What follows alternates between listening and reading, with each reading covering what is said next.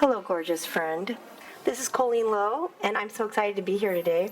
I'm taking imperfect action. I invited my new friend, Jonah. Hello, everybody. To be on the podcast today. We just met, huh? We literally just met. Literally, you DM'd me off Instagram, and I was like, you know what? I am actually going to be in Orange County in like 4 hours. You want to do the podcast? Or sure. So that was fun. That was good. Yeah, isn't that fun?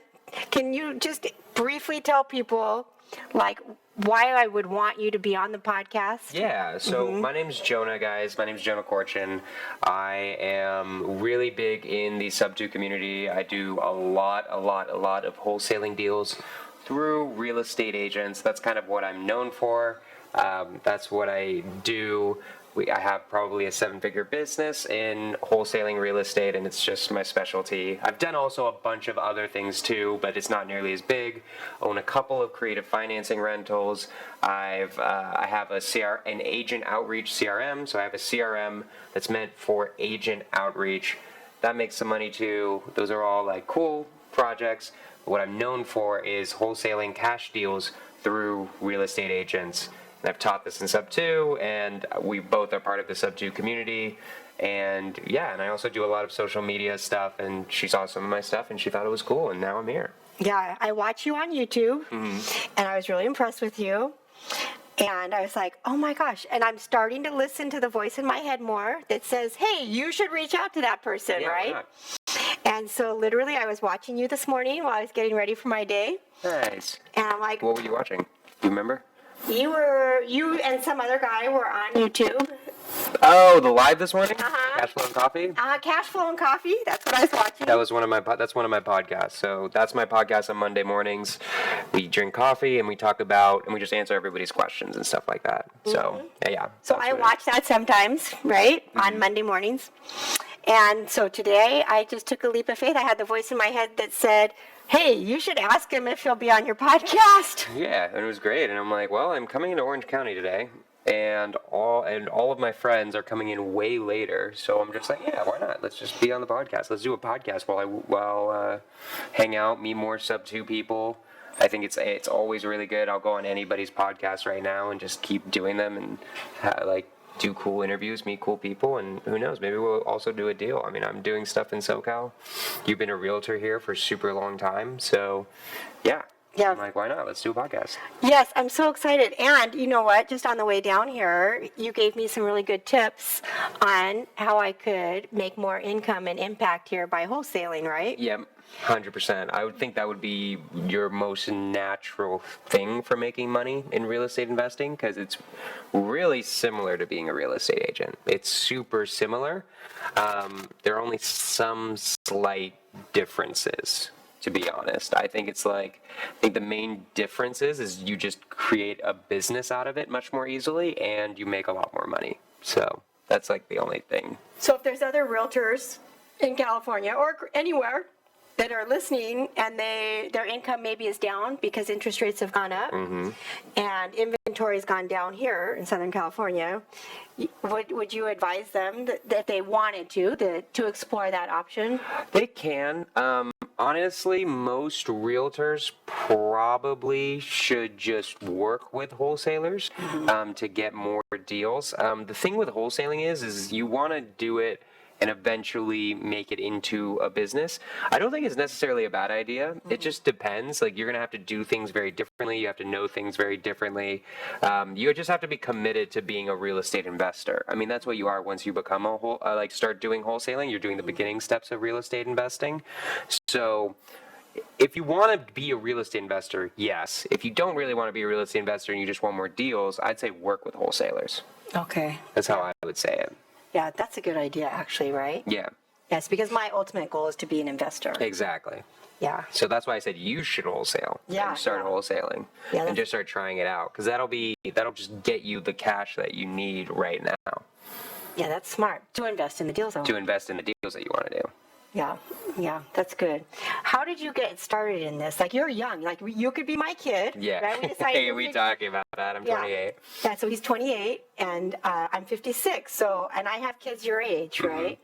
And so, how did you, at such a young age, decide that you wanted to be involved in real estate and in investments and sub too. Like, I know that's a lot, but how did you get here? So it's a long story. I'll start at the end of college. I graduated college. I went into the Peace Corps, did that for 2 years, which was wow. really fun. I basically ended up just being a peanut butter salesman, but that's a whole nother story. And then I always had an entrepreneurial drive or a vision since college. College was when I like understood what business was. I didn't really get it before that. I didn't have parents who were entrepreneurs or didn't really talk to me as much about entrepreneurship or just didn't really click. Then once I understood what it was, I knew I was going to start some sort of business. Then I started researching a bunch of different types of businesses, especially right after the Peace Corps. I started learning about stocks. I learned a little bit about crypto. I learned a bunch of different businesses, and I didn't really like any of them for many different reasons. Mm-hmm. And then I learned about real estate, and I thought real estate was pretty cool, but I didn't I just didn't understand how it works if you don't have any money. So I just kept asking around, like, how do you do real estate investing without any money? And a lot of people mentioned wholesaling. And I'm like, okay, this is the perfect business model. It's the best business model ever created. You don't need any inventory. Mm-hmm. You don't need to come up with a product. You just have to be really good at solving sellers' problems. And once you do that, finding a buyer for those houses. So if you can do those two things, you're going to make money. And I know myself that I'm really good at relating to other human beings and talking and making like deals happen. So I knew that I would just absolutely crush that. So started doing wholesaling, initially joined Jamil Damji's program, Astro Flipping. Started there. That was my first program. Learned about PACE pretty soon afterwards. Then joined Subto, probably like September or October of 2020. So I've been in it a really long time now. And then that was really the beginning of my real estate journey. It was I just knew I wanted to start some sort of business. And then when I learned about real estate, I'm like, this is way better than every other single business. I don't know why everyone doesn't just do this. Every other business is much harder, almost always. So, yeah. Isn't that amazing? Yeah. You guys, isn't that so impressive? 28 years old. Okay, so you joined Subto. Mm-hmm. For people who don't know, what does that mean? So Subto is a community of investors who invest in real estate through creative financing, right? Mm-hmm. That's like what we mainly do. That's what we mainly learn about. It's now turned into you can learn about anything in real estate, literally everything, right? But it's just a huge community of investors who all support each other with whatever they need in order to make things happen, right? In order to make deals happen, in order to learn stuff. It's an amazing, amazing community of human beings. I highly recommend anybody who's looking for a community to start doing it, because you can make friends, you can learn things, you can struggle together, you can get anything you need out of that community as well. There are super advanced people in there. There's somebody in my phone number for every single real estate problem I could ever have because of Subto. So it's great, and it's all across the nation, so it can be in any market. It's a great community. I love it. I love that you said that you have a phone number for any real estate problem that in your phone. So if something comes up, you have someone that's your go-to person. Yep. Yeah. Yep. That makes you feel really secure in what you're doing, doesn't it? It's nice. It's easier. I always have someone I can think of. It's like if I needed a Gator lender, I know who my Gator lender is. If I need a lender or an emergency lender, I know who that is. If I need an attorney, I know who that would be. So literally every single thing, every single person in my phone number, because that's also the cool thing about being in it 3 years is I've had the time to cultivate everybody's relationship, and I just keep getting everyone's phone numbers, and just because they see me doing things, so they think I'm cool, and then once that happens, then they're willing to talk to me and help me with whatever the hell I'm doing, and then I can help them with whatever they're doing. So yeah. Community is so important. Mm-hmm. Building community.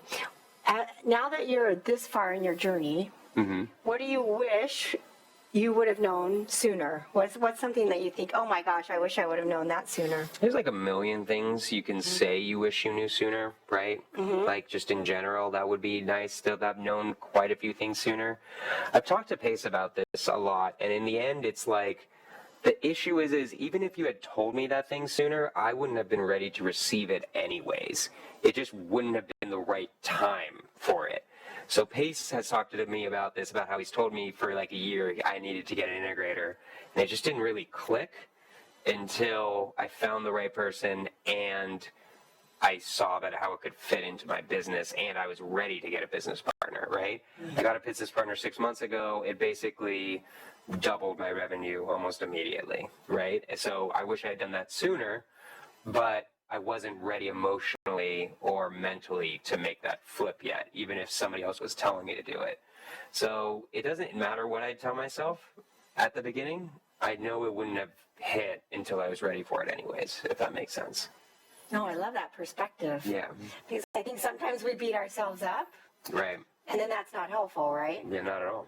And I think that you have to be open. Like even if Pace told you that for a long time, it wasn't the time for you. Yeah. But I do like that he was planting seeds in you. Yeah. Of like, oh, what is something that will take me to the next level? I think that's a good mentor thing to do, is like be like, what does he need to do next in order to get to the next level?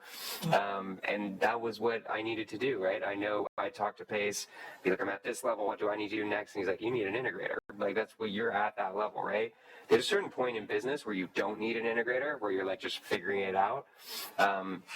If you're a visionary, you can usually get to, I see most visionaries who are really, really good get to about like $500,000 in revenue in wholesaling just by themselves. But there's a certain point where you need to hire and you need to get an integrator, somebody who is going to, and what an integrator is, guys, is someone who creates systems for you, who like starts operationalizing the entire business, does things like creating a standard operating procedure or an SOP for everything you're doing in your business. And somebody who's going to deal with the bookkeeping, deal with the back end stuff, right? Well, which lets me go on great podcasts like this one, go traveling, speaking. It lets me focus on my social media. It lets me focus on the sales and the marketing of the entire business, which is what I actually like doing anyways. So it lets me focus on the parts that I love about the business instead of having to do the parts that I hate. I don't have to do the parts I hate anymore, which is great. So I love it. It's like a win-win, right?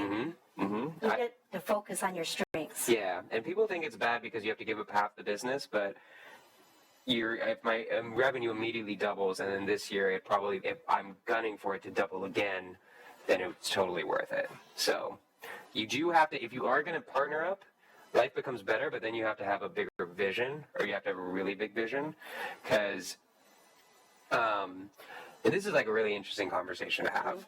The most money I've made that actually ended up in my pocket was me as a solopreneur, maybe with one VA, just doing wholesaling.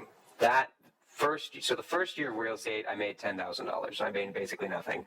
Then the second year, I made in revenue $500,000, but because I didn't have any employees or any costs, that was like $350,000 to me, which was great. But then the next year I started hiring, and that was like about $200K. And then last year, it was the revenue doubled, but then I only have half the business, so it was like $200K again. Now, next year, if I wanted to really explode, or what we really want it to happen is then next year it's going to be like, instead of $1 million business, it's going to be a $2 million or a $3 million business. Then that makes it start being like $250K, $300, $400, $500. That's like how that starts happening. And then it becomes really worth it to partner up because I'm only focusing on what I like and I'm getting paid more. So I love that. Yeah. And so you have a plan going forward. 100%. Yeah. Big plan. And do you think that being in community and like Pace's community has helped you expand and grow what you thought was possible? 100%. I mean, my business partner I got from Astro, but it doesn't really matter. The point is they're all like kind of mixed communities in my opinion anyways. But like my best acquisition manager is from Subto. I've hired several different Subto people. I've done deals with Subto people. I've gotten advice from Subto people. I'm lending money to Subto people because I'm starting to lend money now. I would be way behind where I am without Subto. I would be not making nearly as much money. It's a game changer to get any education in general, but then also a community makes it even more fun while doing it because you get friends. Yeah. which is really nice. And then you get real estate friends, and then it really starts escalating because now you have a new set of friends that are trying to achieve the same things as you. That just makes it way more fun. That is so true. You know, I've only been in Subto for like 6 months now. And it's interesting that I have all new friends. And I would never expected that, right? Yeah. That are just wonderful humans that are also looking to become investors, right? And they're fun people. Yeah. And we have fun together. Yeah, it's a great time. And it's cool because it's starting to grow enough where, like, it doesn't matter, like, anything at all. Like, you can have, it can be any age group, any ethnicity, anything. So, like, even though you're, like you said, like, you're in your 50s. 56. 56. I'm excited about it. I was worried. I was like, I don't want to say the wrong No, number. yeah, 56. I was like, I better not say the wrong number. Yeah. So I'm not going to say any number. In 50s, you can have amazingly good friends in your 50s, and then I can also have amazingly good friends in my 20s, right? There's like groups of people. So it's awesome. It's a great time, no matter what. Yeah. So I love it. I have another question for you. Like, what is it that, I know you're starting to speak. Do you ever get scared, or how do you overcome The fear of speaking speaking? is not nearly as bad once you've. The first time I was a little nervous, and then I realized, honestly, most of my speaking things are just at meetups, at Subto meetups, so it's usually in front of my friends anyways. Like, maybe like 5, 6 of the people I don't know there. But because I'm doing it with my friends, it's not that scary, right? Like, I'm doing it with my friends anyways, and they're very casual things. I think I'd be more scared if there was, like, actually a stage, right? And maybe, like, a spotlight or something. But I don't know. It's not as scary as you would think, especially initially, because usually everyone's going to root for you. Nobody's going to just boo you. It's not going to happen. So I've done it quite a few times now where it's just like pretty not that scary anymore. I get a little bit of butterflies right before I'm about to go up, but then I'm good once I'm up there. So it's not too scary. Not too scary. Yeah. Okay, and then tell us about your YouTube channels. 'Cause you have a couple. I have one YouTube channel. Okay, one. But then I have one Instagram. I have one of each social. But on my YouTube channel, there's all sorts of cool stuff. There's several different podcasts. I have Skorch the Fears, which is my main podcast where I interview high-level people. It's very similar to this in the sense I get high-level people on there, interview them. Then there is Cashflow and Coffee, which is what we were talking about this morning, where I answer everybody's questions. Cashflow and Coffee is 8:15 9:15 MST, 8:15 PST, Monday mornings. Skorch the Fears is generally Thursdays at 5 p.m., but it's kind of like moving around, so it's just whenever I go on now. And we release the final one on YouTube there. I do different challenges on my YouTube too. What you were listening to in the car was the Acquisitions Manager Challenge. I went 12 hours straight as an acquisitions manager, just closing Subto deals live. So there's all sorts of cool live challenges that if you subscribe to my YouTube, you'll see all these cool live challenges, me closing deals, me doing all sorts of cool stuff. It's really, really, really awesome. And then Instagram, if you go to my Instagram, you'll get these 1-minute reels where I quickly delve into a topic, really break it down, how it works, anything like that. And then if you go into the Instagram and then the link in my bio, there's all sorts of cool resources. I give out templates, scripts. I give everything out for free. So you guys, if you guys want any free things relating to wholesaling, relating to real estate, relating to flipping, because I've done a few flips, related to creative financing, if you need free resources, they're in my Instagram. So, yeah. It's good. That's more or less what's in each one right now. I created for Subto something called the Skorch Method, which is my way of getting deals through real estate agents. But now I'm going to release it to the public. I'm going to redo it. I'm going to update it, put in new systems that I've figured out, and create the Skorch Method so that you guys can, for free, close deals. There's no excuse. You don't have to pay for it. Subto costs money. This one costs a dime once I'm done with it. I'm scripting that out right now, and that'll probably be released at the end of this quarter, hopefully, like March-ish. It'll start getting released. No, you heard it here first. Yeah, you heard it here first. That's exciting. I announced it on my Instagram already. Oh, you but- did? Yeah. So you heard it here second. Second. That's good, right? Yeah. And it's Skorch. Why? How did you come up with the name of Skorch? So my last name is Korchin. So I thought of it as just like a really clever way of using my last name. So my last name is Korchin.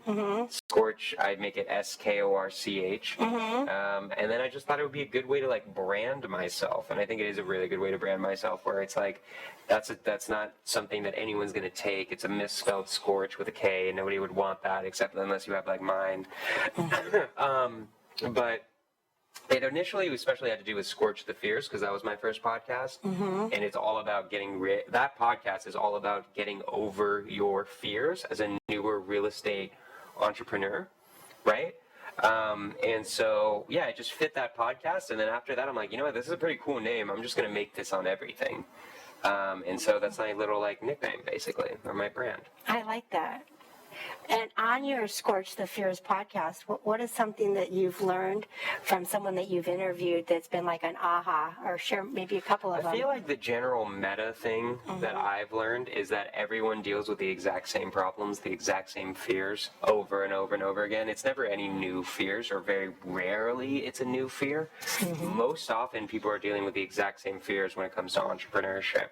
Whether it's I'm not good enough, I'm not going to make it, what are people going to think of me? I feel like it's a really common one. And then also just like, what happens if I do succeed, right? Or like what the fear of success is, which is another weird one. But I just feel like it's just common about how I'm talking about very similar things over and over again. Not exactly the same, because it's different in every single person's story. But seeing the patterns show up in people's lives is really cool. I like that a lot. And seeing that really this people that you see as like celebrities like Pace and Jamil and all these cool people, that if you interview them and talk to them, they're really just human beings in the end, right? So even though a lot of people see them as celebrities, they're not really celebrities. They're just humans. And once you realize that too, it also makes talking to people who are bigger than you less intimidating, which is really good if you just treat them like they're humans and all that. Because they are just humans. Yeah. Yeah, when I met Pace, I didn't know he's famous because I don't watch TV. Right. So I didn't know who he was. Right. And so, yeah, it's interesting, right? Because they are just people. Yeah. Everyone's just a person.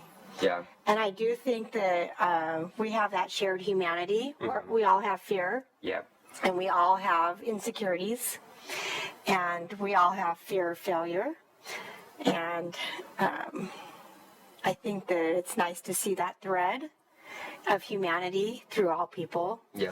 And to realize if you are starting something new, that everyone has experienced that at the beginning of whatever journey they're on. Yep. And so we're cheering you on, and just know that if you're experiencing any of those things, that's natural and normal, right? 100%. And you have to move through that, right? The key, how do you get on the other side of that? Yep. 100%. And just a real quick note also, if you're interested in any of these, all of my socials, the YouTube channel, Instagram, all that, it's just my name. So it's Jonah, Jonah _Korchin, just like as a quick. And we'll link that too, right? Yeah. Right, John? Yeah. Absolutely. Yeah, we'll link everything so you can get a hold of him easily. Yeah, it'll be cool. Because I know everyone will want to follow and subscribe, fun. right? They should if they want to learn about real estate, for sure. There's a lot of cool stuff I'm creating. I don't even say that. I say that non-humbly, that you will learn a lot from my YouTube channel and from my Instagram, so follow if you want to learn about that stuff. Yeah, in fact, what's interesting is I think that as we learn to listen to those reoccurring thoughts, and because I was going to type in on your YouTube today on coffee and Cashflow and coffee. Cashflow and coffee, I was going to type in, and then I'm like, oh no, I don't want to really bug him because but then you said you can ask anything. Yeah. I'm The like, whole point is for people to ask me questions. I definitely ask next time. Right? Because I'll sometimes be there, be like, all right, I guess I'm going to have to go to like the old questions. Like there's questions I save up from people DMing me, but I'd rather just answer the people who actually showed up to the live and what they're dealing with. right? And isn't that great to be a resource for everyone? Yeah, every single week you can ask me whatever you want in person, basically. So, or over, I guess not in person, but like or live right then. Do you think that over time that investing in real estate is always a good idea? Or? Yeah, always. I don't think they're not. I mean, this is a classic quote. They're not making any more land. I don't see it ever being a bad investment, even if your real estate quote unquote went down in price, it would still be a good investment because of the tax benefits, the cash flow, and the and just everything. And real estate will never go down in price. It's impossible, just based on inflation and all of that type of stuff. So you just can't lose with real estate. What I like about it is it's really dummy proof. It doesn't matter whether, like, you have to obviously know how to analyze an investment, but I think a lot of other investments, it's really hard to tell what you're going to get out of the investment. Well, real estate is just like numbers. I see what it's going to cost. I see what it's going to make. I see what I have to do to make it work, and that's it, right?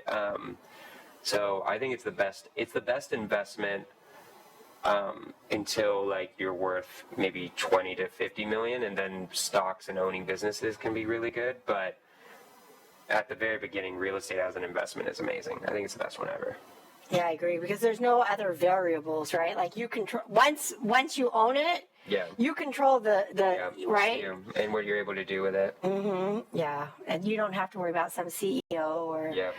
all these uncontrollables that you can't control. It. Yeah, you control. Exactly. Yep. So, as an experienced podcaster and YouTuber, what else should we ask you and talk to you about? Well, I mean, it just depends on what you're going for, right? So, like, something we could do that I like doing sometimes is talking about goals and, like, just, like, what is coming in the next year and all of that type of stuff. Like, this year, for me, it's going to be a lot of more wholesaling. I'm one of the few people who I've learned this, and I see everybody in Subto doing this, is nobody sticks to just one thing. I think that's an issue. I think it's good to try a bunch of different things until you find the one thing. Once you find the one thing, just go really hard into that, and you'll make more money than everybody else, because that's focus, right? Focusing is super duper key to making money. And so I really just want to do more wholesaling. I want to get that really locked down to the point where I have managers who are doing all the managing. I'm still doing the managing, right, of employees. That's my kind of last job in the business. That's the only thing I do now.